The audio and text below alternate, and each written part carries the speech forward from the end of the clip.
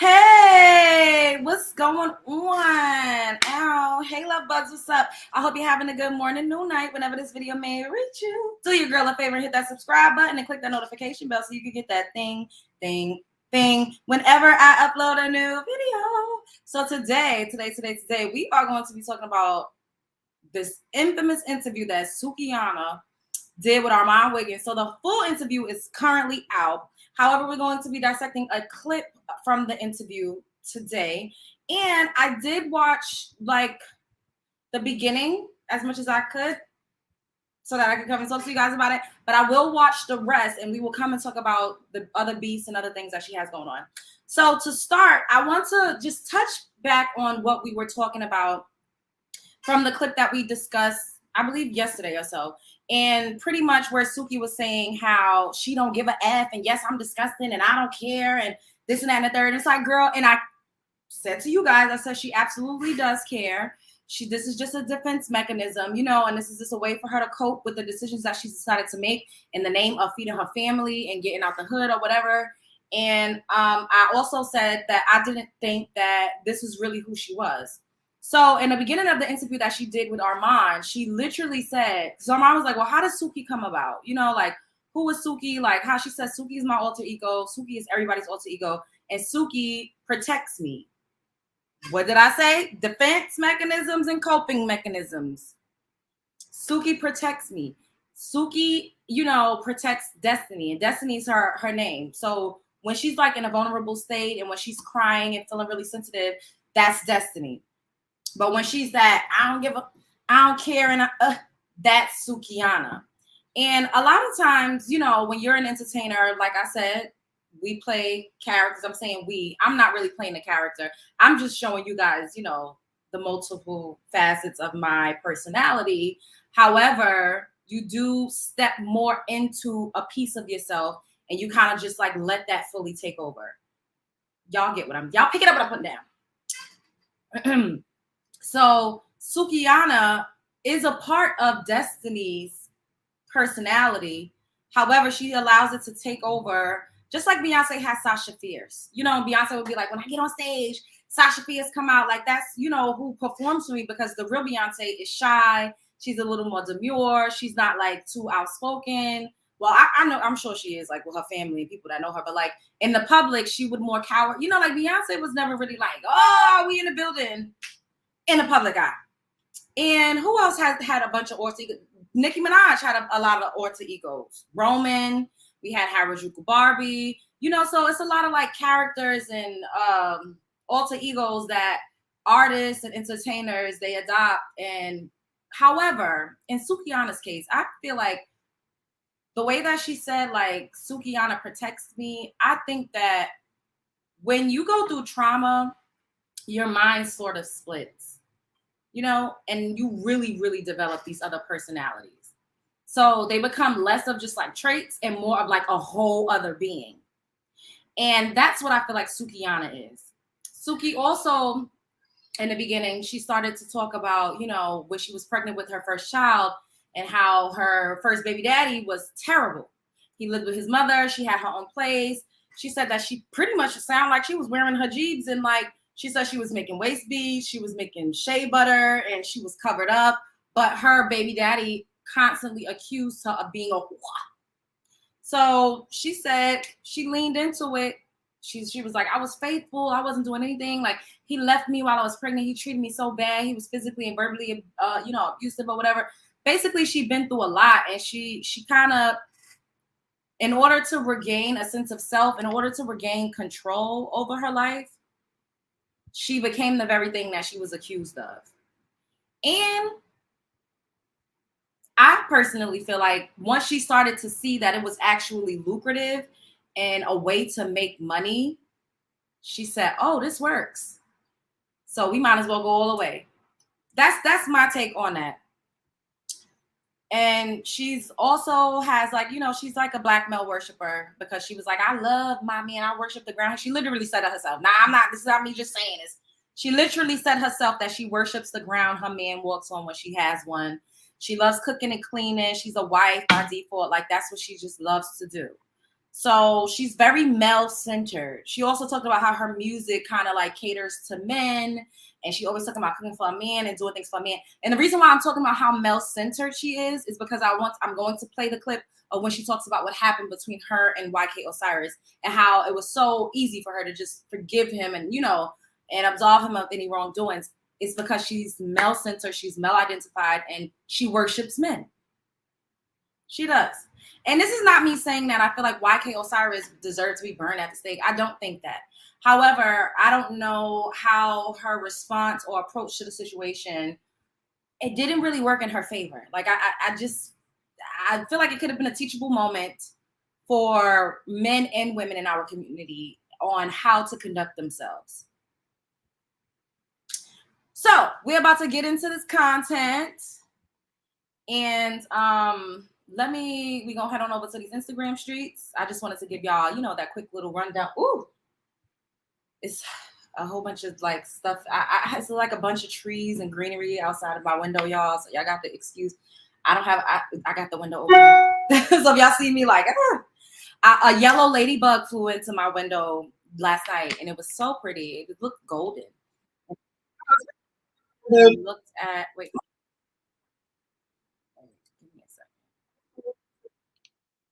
Oh, and I looked up the spiritual meaning. So we all know that ladybugs represent like prosperity and good fortune. And golden or yellow ladybugs represent the same thing: good luck, prosperity, good fortune, and also new beginnings. And I was like, oh, I like that because, like, you know, I'm gearing up for a new beginning. I'm creating. Y'all already know what I'm doing. Y'all got it. Y'all got it. Y'all rocking with me.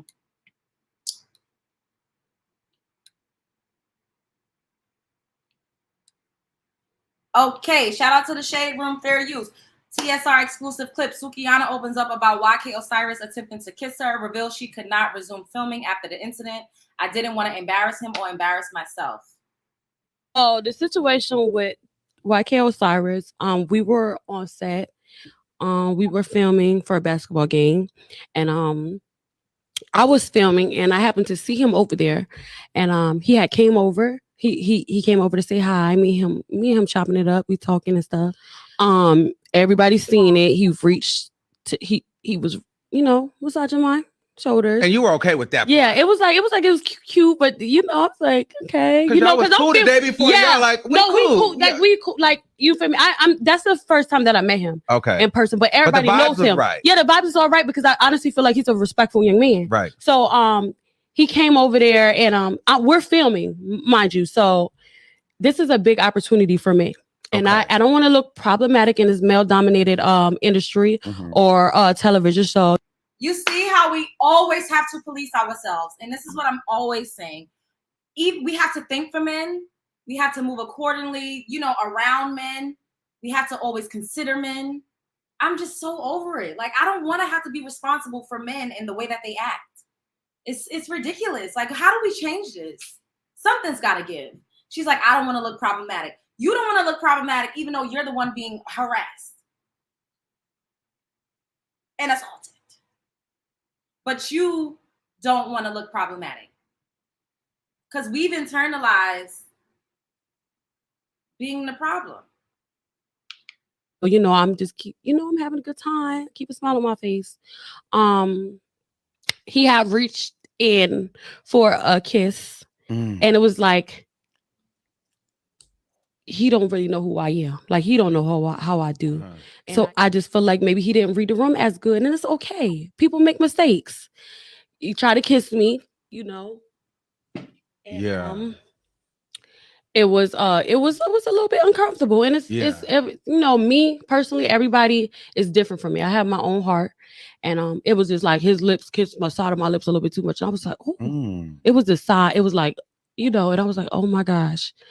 Notice how she's trying to minimize it. Like, it was a little bit uncomfortable, and you know, people make mistakes, and it's okay. Like, girl, it's not okay, because the way you reacted, we saw clear as day that you were not just a little bit uncomfortable. A little bit uncomfortable would have been, you know, him kissing you and you not shrinking and cringing and trying to move. That was not just a little smidge of uncomfortability. That is not what that gave. That gave, I don't like this. You know, I don't even know that she, like, we have reflexes. Sometimes we don't, it's not calculated how we react in certain situations. I don't think that she thought, okay, move now. That was her initial reaction. Her reflexes, her defense, her fight or flight, all of that kicked in at once. So I just don't like how she's downplaying and minimizing this situation, because once again, she's trying to tread lightly for the sake of him and his image. This is what we're watching. This is what we do on a day-to-day basis when it comes to men. We shrink ourselves, we minimize, we take full accountability, we blame ourselves, and it's just ridiculous. This is a lot, and I didn't really want to. At that moment, you were destiny. Yeah, I was. I'm a good girl. I'm a good girl. I am hood though. I do beat niggas, but Did y'all hear her say she was a good girl? Okay. It was a little bit uncomfortable, but it was a playful setting, and I didn't want to embarrass him or embarrass myself or embarrass nobody at the table while we were filming. Yeah. So I kept it professional at that time, but people don't know that I sat there for a minute and I actually had to get up and leave because I felt just a little bit uncomfortable. I don't know the feelings that I felt. I can't explain them, but I did feel a little bit uncomfortable. I left set and I didn't continue filming. Oh wow. Yeah, I went to my room and if you was just a little bit uncomfortable, you would not have left. You would not have left, and you wouldn't have said I left and I didn't finish filming. That's not the reaction of somebody that was just a smidge and just a little bit uncomfortable. That's not how that goes. It's so unfair that we can't even really feel how we feel. We can't even be honest about how we actually feel without the fear of what somebody saw. I said, of being blackballed, of being blamed, of being shamed, of being talked about. I was crying a little bit, but I understood why I was crying. But it's just because I didn't say that I wanted him to do that, because I felt like I was a little bit embarrassed. But I don't know why. I don't know the feelings that I felt. I just know that I felt uncomfortable. I was in my room with my team, and I was just like, I can't go back out there. The production asked me, was I okay? And it's unfortunate though that she had to be the one to feel embarrassed. She had to bear the emotional burden of embarrassment because of the actions of what this man did. It's what they need to do anything. YK Osiris and his people came to my room. I didn't come out. I didn't want to talk, but he was coming to apologize, and that happened days before it got released. Personally, I wanted to just sweep it under the rug. When it came out, it was crazy. She wanted to sweep it under the rug like many of us do. And that's why when you look at statistics for DV and for all of the things that actually really happen in our community, it does not prove a damn thing, because we sweep things under the rug because we're constantly in a mode of protecting men from our community, Black men. We don't report them. We don't go to the popo, not as nearly as much as they try to make it seem. We don't take them for child support, not as nearly as much as they try to make it seem. We are always protecting them. We are always protecting them and, sacrificing ourselves in the meantime. This situation is a telltale, really, truly, and literally of what happens in our community. It's not just about Sukiana. It runs way deeper than that. It runs way deeper. Melanin-rich women really think this way. The Black male worshiping, being male-centered, sacrificing our livelihood, our emotions, our bodies for men, protecting them at all costs, minimizing how truly deeply hurt we are, feeling embarrassed because of the deep-rooted and embedded shame that has been placed on us when we do speak out.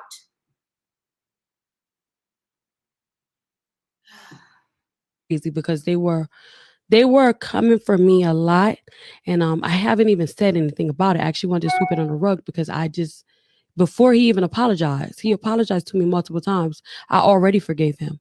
Me, with the heart that I have, I feel like I always say, if God can forgive me, I can forgive others. I'm not saying that all the sexual assault victims have to have the same heart as me.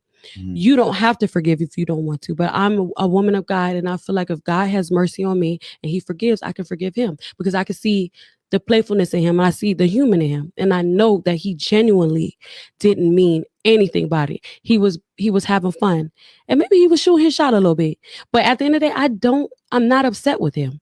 So the situation with So at the end of the day, you know, that's not my situation. That's not just, we can't really tell her how to act. All I can go off of is how she actually expresses how she felt.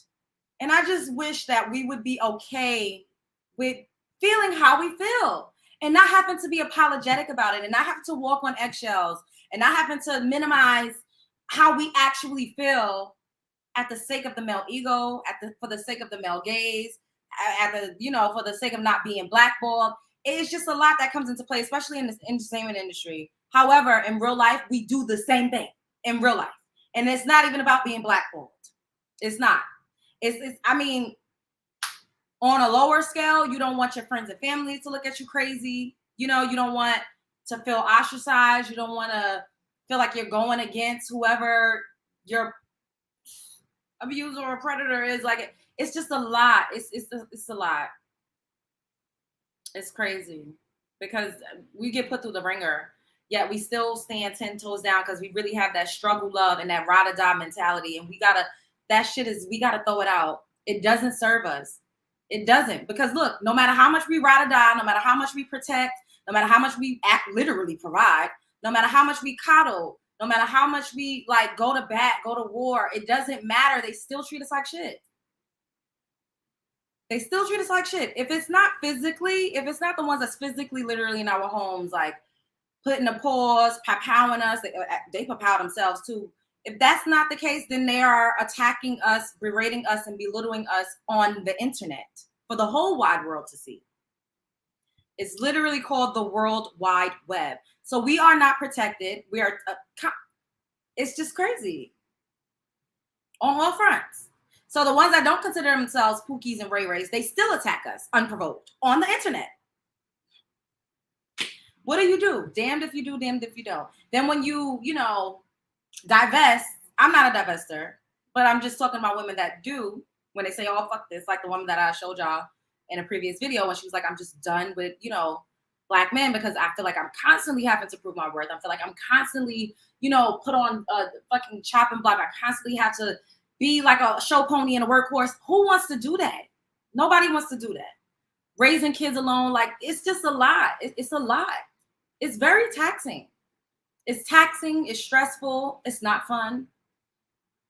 We do all of these things, yet we still, by the Pookies and the Ray Rays, by the Dusties, by the Scrub the Grounds, by the high value men, by the ones that's a good catch. Everybody got something to say about melanin rich women. No matter if we literally sacrifice, what do they want us to do? Like, just go out and like kill ourselves, unalive ourselves for them? Then they'll be good.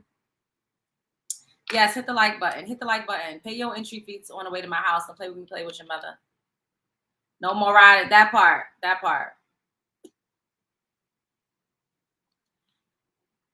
She set us back 100 years with this, but unfortunately, it's understandable. Exactly.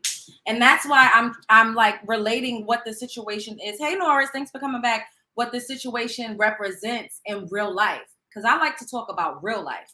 Everybody always making up stuff and fictitious scenarios. No, real life. What's happening in real life? Exactly what Sukiana just displayed is what's happening in real life every single day. Oh, I don't want to put him in the system. Oh, the black man is so oppressed. Oh, he need help. Oh, he just need love. Let me just love him through. Let me just help him. Let me be his psychiatrist. Let me be his maid.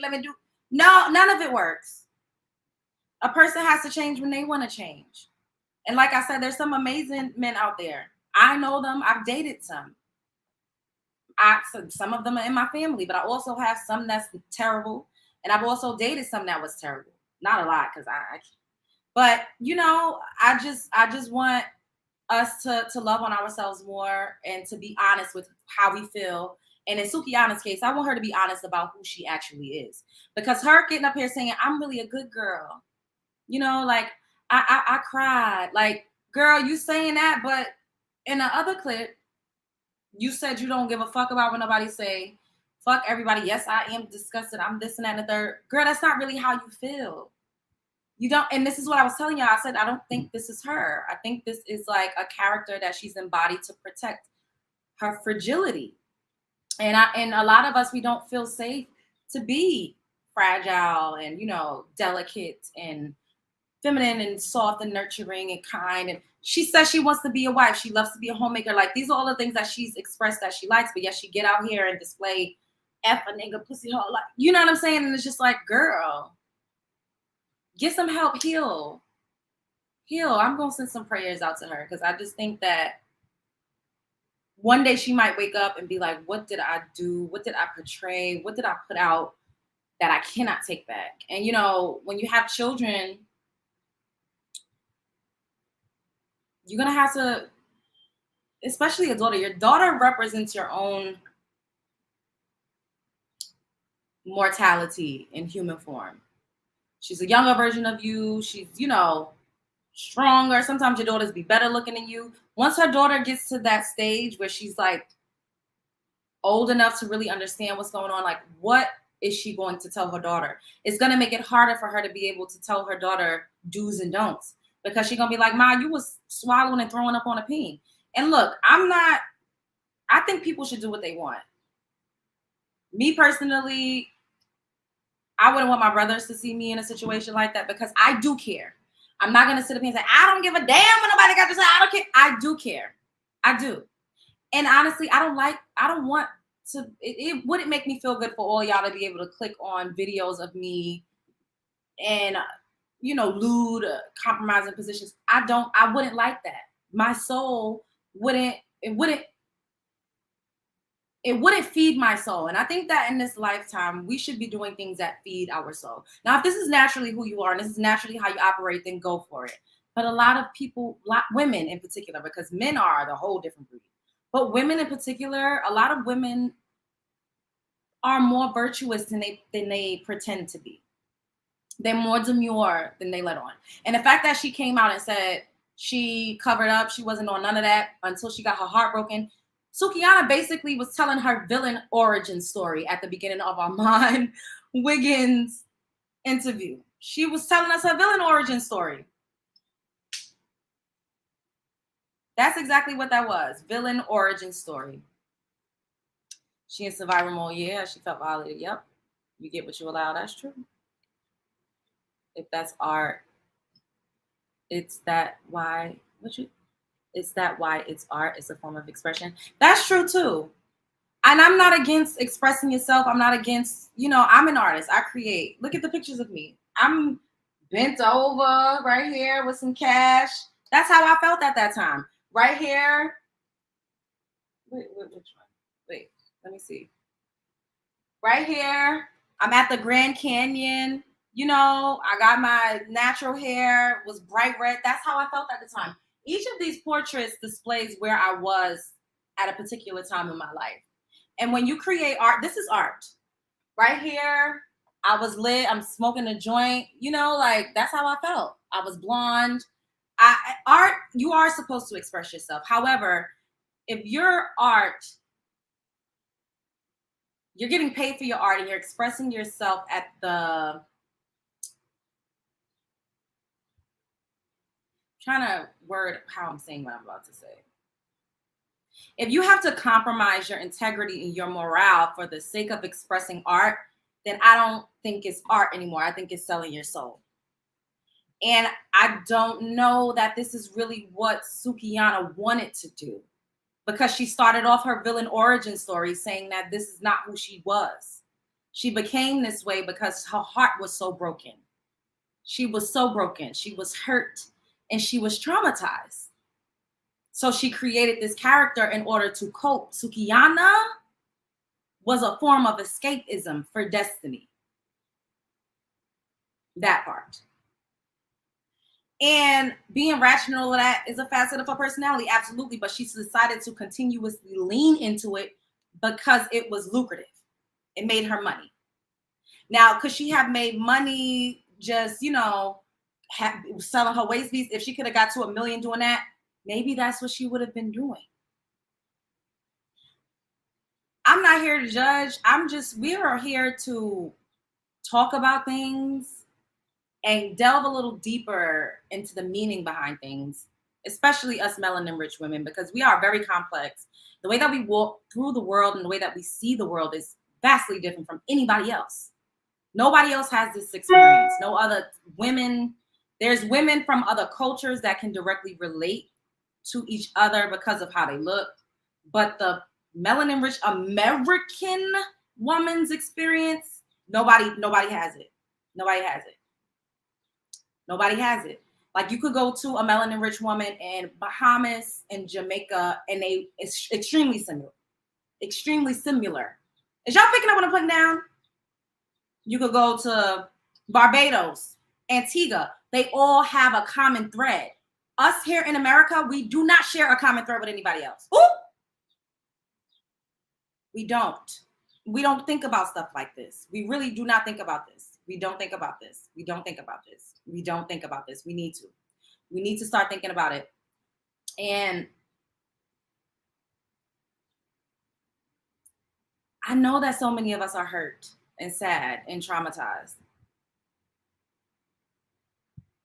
And I just want us to feel okay with saying that and taking the necessary steps to get better and to heal and to become better versions of ourselves, you know? And she did say also in the interview, she was like, this is just a phase of my life. You know, who knows? I might go back to selling shea butter and waist beads, and I might, you know, who knows who I'm going to be in the next phase. And I believe in that too. We all have seasons. Like some of these pictures, this was seasons.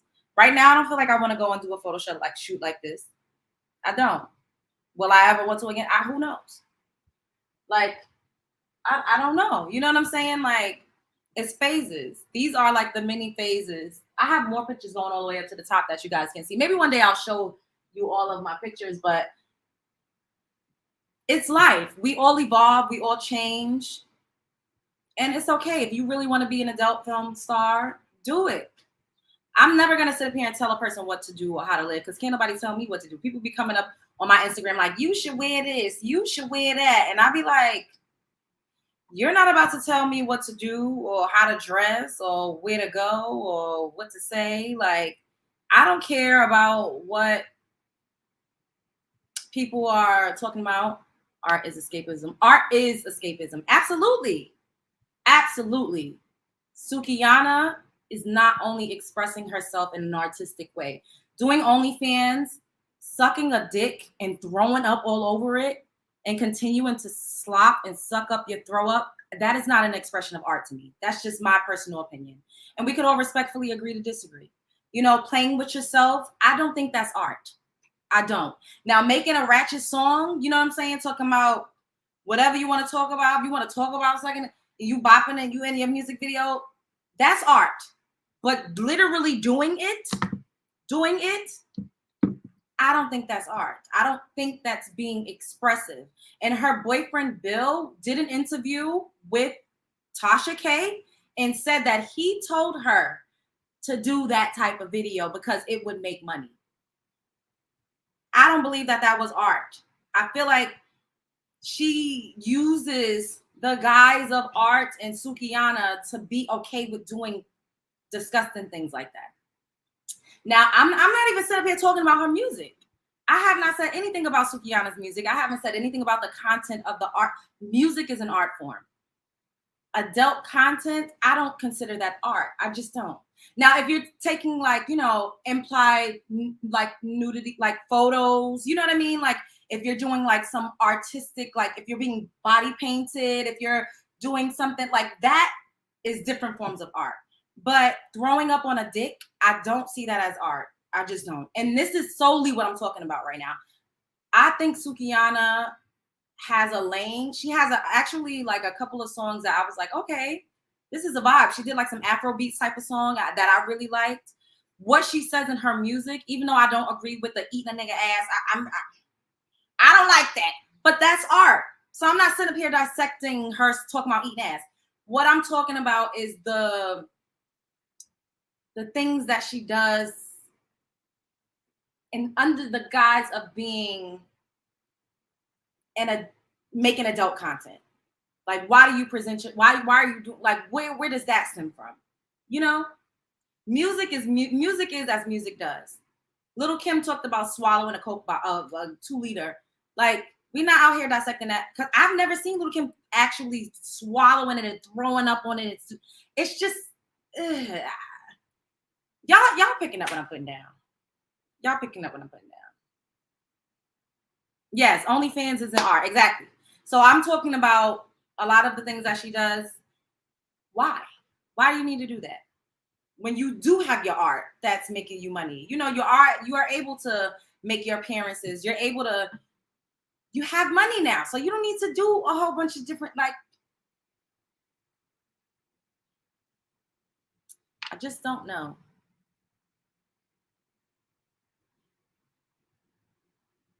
Okay, so you think, wait, I don't know if you got some words in it that I can't put up.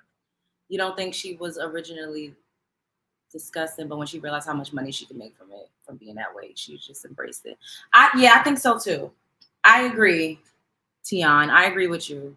And like I said, like, her doing that was not something that her boyfriend told her. If we do this and we put this out, you gonna make a lot of bread. That didn't even come from her. That wasn't even something that she initially thought of doing.